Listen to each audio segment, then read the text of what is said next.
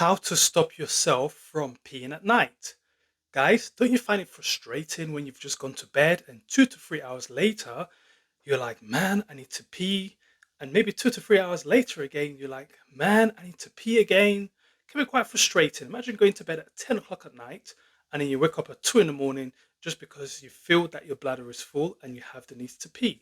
Well, today I'm going to tell you some tips of how to stop yourself from peeing at night. Now, this is not from any medical textbook or from any journal. These are my own methods that I have tried and tested and it works for me, so it might not work for you. And also, here is a disclaimer. If you have any underlying medical condition that makes you to pee at night, and if this technique does not work for you, make sure you see a doctor about it. Now, I used to be one of those guys that maybe, I go to bed at 9 or 10 o'clock and 2 or 3 o'clock in the morning. I'm waking up to pee, and it kind of disturbs your sleep because, if the light gets into your eye, if you get out of bed, your body clock has basically been changed and your body clock is now saying that it's time to wake up. So you find that maybe from 3 o'clock or 4 o'clock in the morning, you're constantly awake after having gone to pee.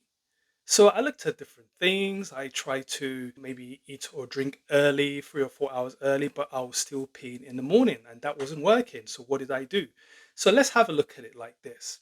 If you're someone that goes to bed, let's say around 10 o'clock in the evening, and you're someone that eats or drinks, because remember, food has water in it as well.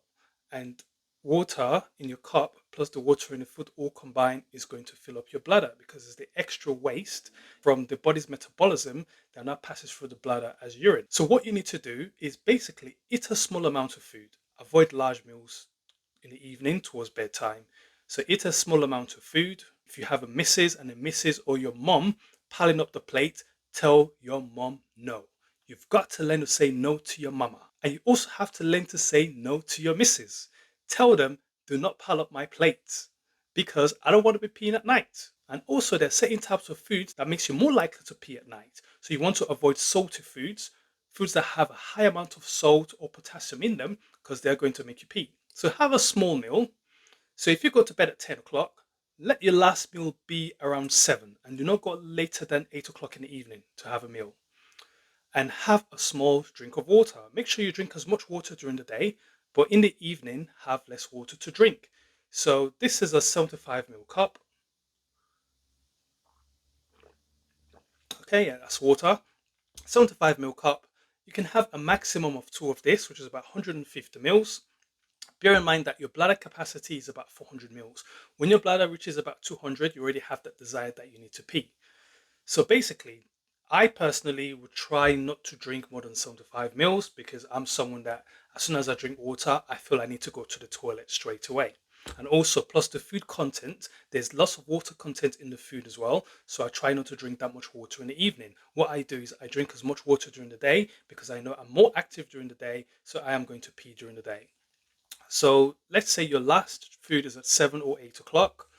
Make sure that as soon as you've eaten or drunk, even though you don't feel the need to go, just try and go. Even if a small amount comes out, still do try and go.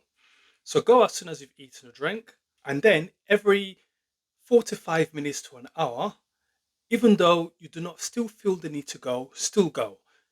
You'll be passing a small amount of urine, but this is useful because you're emptying your bladder. And so there's less fluid in your bladder. And also, if you're going to bed at 10 o'clock in the evening, 5 minutes before you go to bed, go and urinate again. Because trust me, you are going to pass urine. You go to bed and you lie down, and all of a sudden you feel, oh, actually, I might feel I need to go again. If you do feel the need to go when you lie down, go and pee. Don't think, oh, I can't be bothered to get out of bed because I've just got into bed.